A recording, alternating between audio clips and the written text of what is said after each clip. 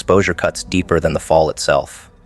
Falling in silence can be hidden, rebranded, rewritten with selective memory. But once the curtain is pulled back, the fall belongs not just to them. It belongs to every eye that watched, every whisper that spread, every mind that now carries their image cracked and broken. That shame eats at them because reputation was always their armor. They needed to look untouchable, even when their foundation was rotting. And now the mask has been torn away, leaving them naked in front of the very crowd they once sought to impress. They are learning a brutal lesson. Falling hurts less than being witnessed. What makes their shame heavier is the contrast. These were people who built themselves on the illusion of strength, on carefully crafted gestures of superiority. They made a spectacle of themselves, flaunting victories, exaggerating influence, demanding attention. That performance worked as long as no one checked behind the curtains. But the higher you build illusions, the harder the collapse when the truth arrives. Their shame is multiplied because the gap between who they claim to be and who they actually are is no longer private. Everyone now measures them against their own inflated image, and that measure reveals nothing but fraud. They are not just embarrassed. They are trapped by the shadow of the lie they once lived in. Shame is not born from mistakes alone. Mistakes can be forgiven. What crushes them is exposure without control. They cannot rewrite the story anymore. They cannot twist it into a narrative of sacrifice, cannot recast it as misfortune, cannot mask it as part of some larger plan. When people see through the performance, when eyes hold no pity, when sympathy is absent, shame digs its claws deeper. And shame of this kind is not just emotional, it is psychological. It reminds them they are not in control of perception anymore. To lose control of perception is to lose the one thing manipulators value most, the power to dictate how others see them. You, however, do not fear this exposure, because you never built yourself on illusion. They were ashamed everyone found out how low they fell, while you were busy embracing your lows in silence, transforming them into stepping stones rather than prisons. That is the distinction. When you fall, you accept it. When they fall, they deny it, and denial makes the shame louder.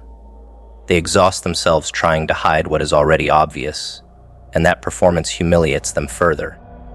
People don't lose respect for falling. They lose respect for pretending they didn't.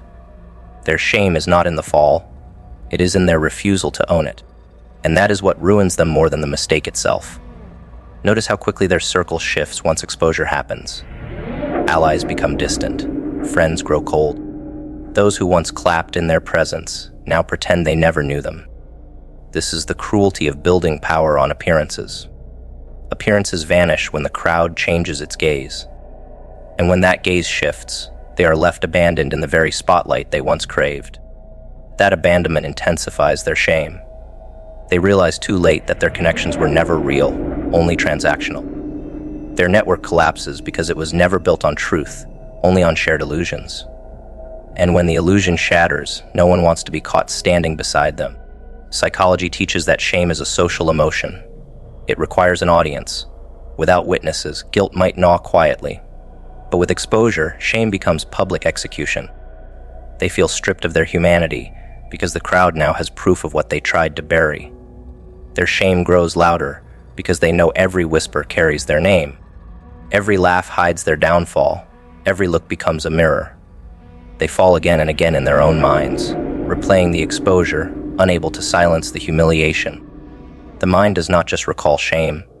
It exaggerates it, magnifies it, multiplies it until every moment feels poisoned. That is why shame is far more destructive than guilt. Guilt seeks correction. Shame demands erasure.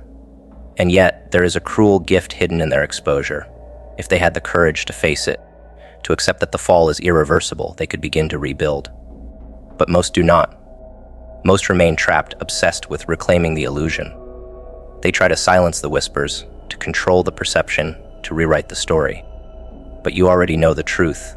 Once shame enters the stage, the only way forward is transformation, not erasure. They refuse this path, and so their shame becomes a prison instead of a teacher. That is why they spiral.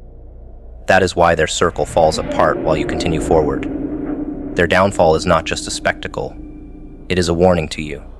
If you build your life on performance, Exposure will destroy you. If you build your life on discipline, exposure cannot harm you. They cannot understand why you walk with such composure, why you never panic at the idea of being seen. It is because you accepted your own flaws long before anyone else tried to expose them. You turned your weakness into armor by facing it directly. They turned weakness into shame by pretending it did not exist. And now they pay the cost of denial. The shame they feel is the mirror they refused to face earlier. It does not forgive delay. Enemies who once mocked your resilience now watch their own fall with horror. They thought strength was performance. You proved strength is survival. They thought they could bury you with whispers.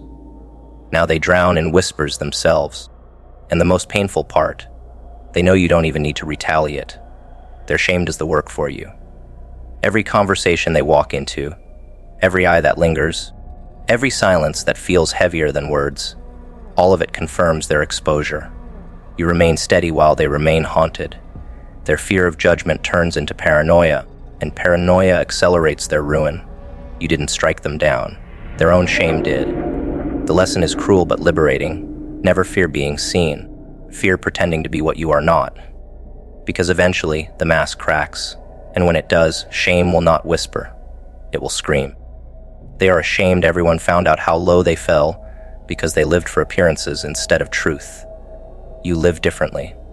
You do not need to pretend. You are not afraid of being known because you built yourself on what is real. And that is why they spiral while you ascend. Their shame is their chain. Your honesty is your release. That is the difference between collapse and composure. And that is why they will never be able to stand where you stand. The memory of your strength haunts them because it does not fade when the moment ends. They expected time to dull the sting, to soften the impact, to make people forget. But strength has a way of echoing, replaying itself in the minds of those who witnessed it. They remember the calm in your tone when they tried to provoke you. They remember the steadiness in your steps when they plotted your fall. They remember how you carried yourself when others would have collapsed. These memories are not kind to them. They expose their own fragility every time they resurface. The haunting is not supernatural. It is psychological. They see themselves shaking while you remained firm, and the comparison eats them alive. Long after the confrontation is over, they still replay it. They sit in silence, haunted by the way you did not flinch. Their mind searches for explanations, rewrites the scene, tries to convince itself that you were bluffing. Yet, no matter how they adjust the memory, one fact remains: you stood strong, and they did not. That difference becomes a wound that never heals. Every time they encounter new struggles, that memory returns, whispering that they already faced someone who refused to break, someone who revealed their weakness without lifting a hand. The haunting grows not because you remain present, but because they cannot escape the version of themselves they became in your shadow. Their shame is magnified when others carry the memory too. They hear whispers about how calm you were, how you handled the situation with precision, how you left unshaken while they fell apart. Even if no one speaks it directly, they see it in people's eyes, the quiet acknowledgement of who stood taller. That social memory becomes unbearable for them.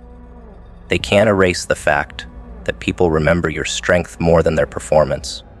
Their attempts to spin the story collapse because lived memory cannot be erased with words. People believe what they saw, not what they are told. And what they saw was composure defeating chaos. The memory of your strength haunts them in relationships as well. When they try to move on, to play the same games with others, they cannot help but compare. They remember how you refused to beg for attention, how you didn't react to manipulation, how you never broke under silent treatments or accusations. That memory makes every new attempt feel empty. They can imitate control, but they cannot embody it, because they know you did it without trying. They fear they will never find someone to unravel like they tried with you, because your strength became the measuring stick. Everyone else feels fragile in comparison, and fragility does not feed their hunger for control. In friendships, the haunting is subtler but still sharp. They remember your loyalty, the way you gave consistently without asking for repayment, the way you drew boundaries without apology.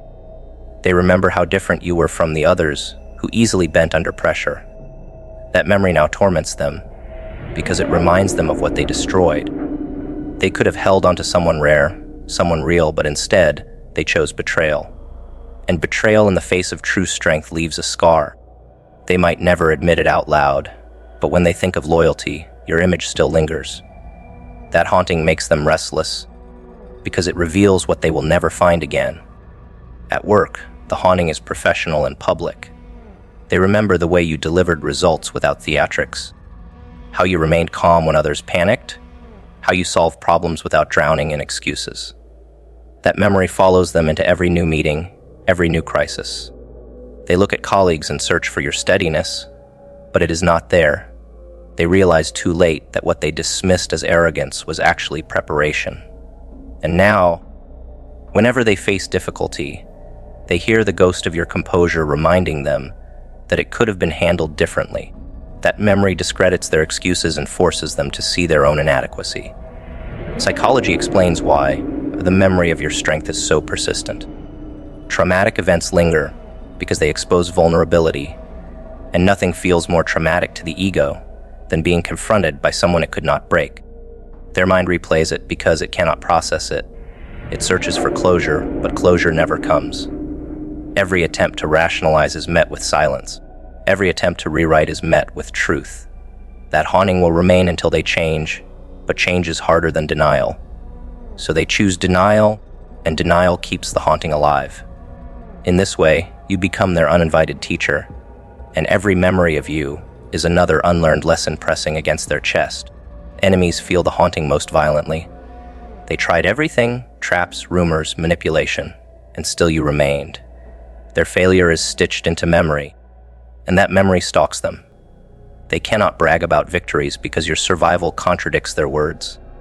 They cannot relax because the memory of your strength makes them paranoid about your return. Even when you are silent, they imagine you watching, waiting, preparing. Their paranoia and their haunting fuse into one torment, making them destroy themselves slowly. They wanted you broken, but they ended up broken by the memory of your resilience. That is the cruelest punishment of all. The memory of your strength haunts them because it highlights their own weakness every time they recall it. They cannot escape it, cannot bury it, cannot silence it. It is carved into their minds, a permanent reminder of the day their power failed. And while they live haunted, you live free. You do not need to remind them, because memory does it for you. Their torment is proof that you won without lifting a hand after the battle ended. Strength that lasts in memory is greater than strength shown in the moment. You gave them both, and now they will never forget.